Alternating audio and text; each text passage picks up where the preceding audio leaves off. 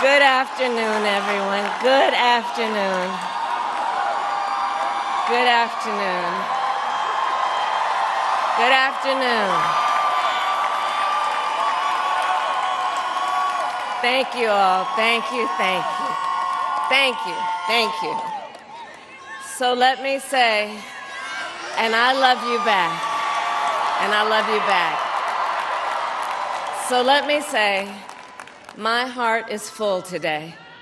My heart is full today, full of gratitude for the trust you have placed in me, full of love for our country, and full of resolve. The outcome of this election is not what we wanted, not what we fought for, not what we voted for, but hear me when I say, the light of America's promise will always burn bright. As long as we never give up and as long as we keep fighting.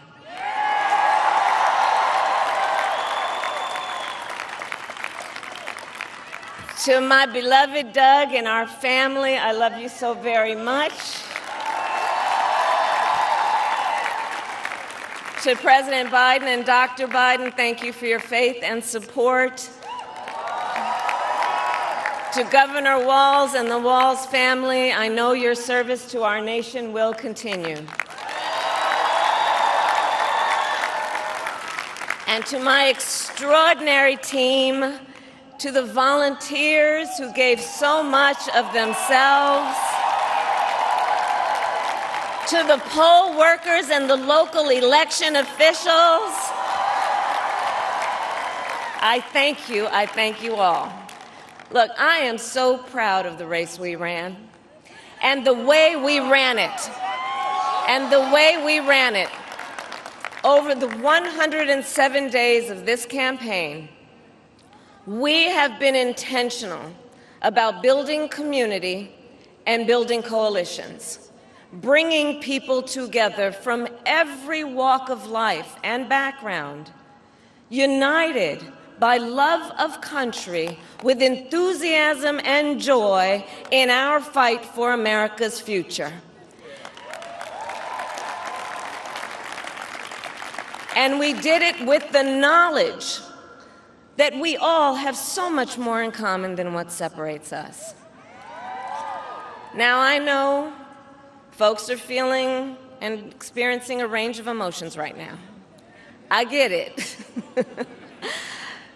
But we must accept the results of this election.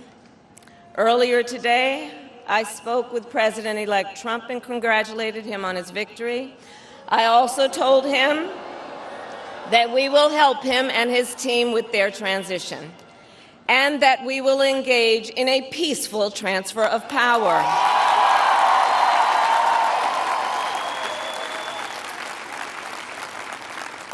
A fundamental principle of American democracy is that when we lose an election, we accept the results.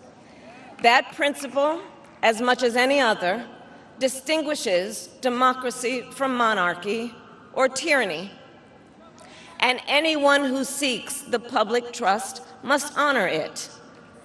At the same time, in our nation, we owe loyalty not to a president or a party, but to the Constitution of the United States.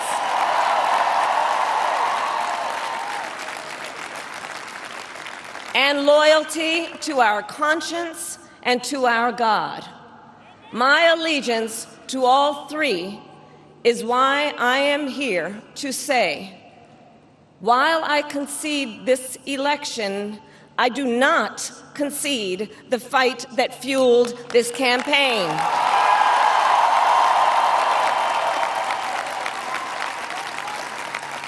The fight for freedom, for opportunity, for fairness, and the dignity of all people.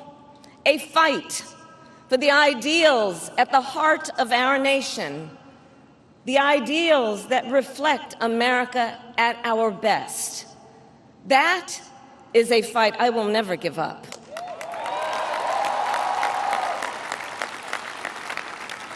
I will never give up the fight for a future where Americans can pursue their dreams, ambitions, and aspirations, where the women of America have the freedom to make decisions about their own body and not have their government telling them what to do.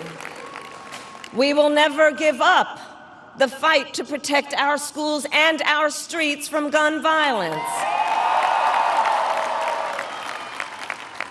And America, we will never give up the fight for our democracy, for the rule of law, for equal justice, and for the sacred idea that every one of us, no matter who we are or where we start out, has certain fundamental rights and freedoms that must be respected and upheld.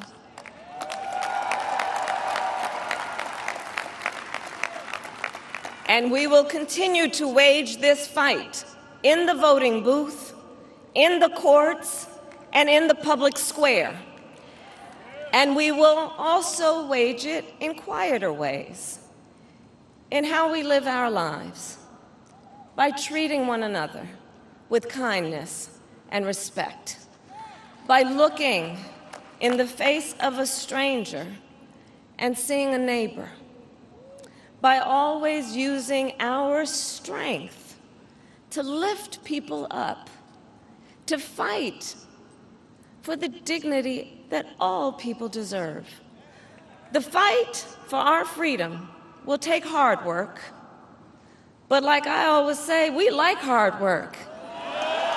Hard work is good work. Hard work can be joyful work.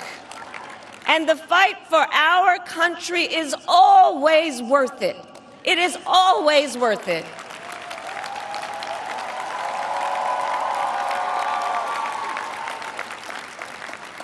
To the young people who are watching, it is... I love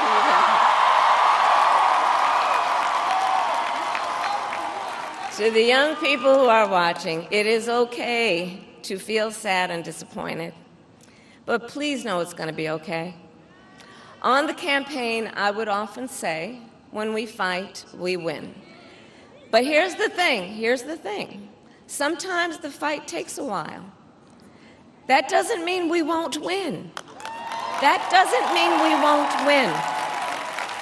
The important thing is don't ever give up.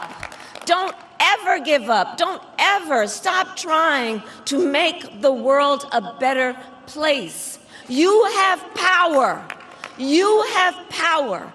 And don't you ever listen when anyone tells you something is impossible because it has never been done before.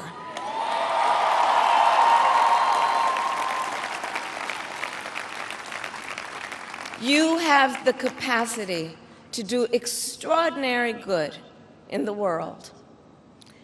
And so to everyone who is watching, do not despair.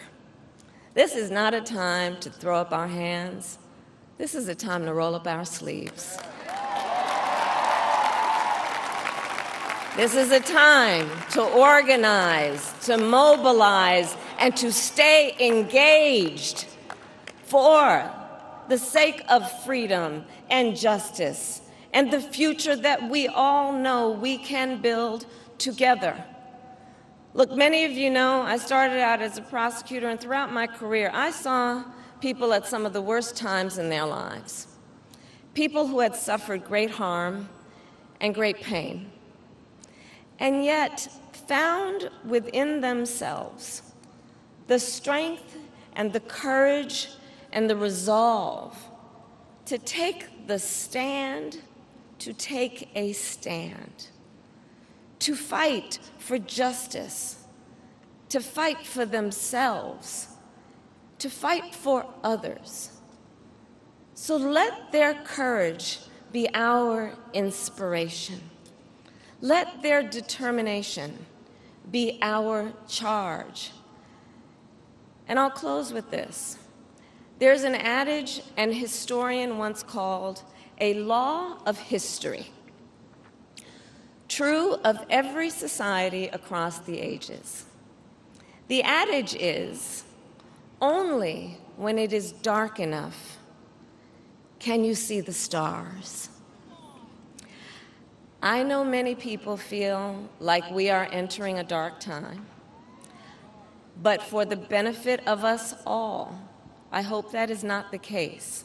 But here's the thing, America, if it is, let us fill the sky with the light of a brilliant, brilliant billion of stars. The light of optimism, of faith, of truth, and service.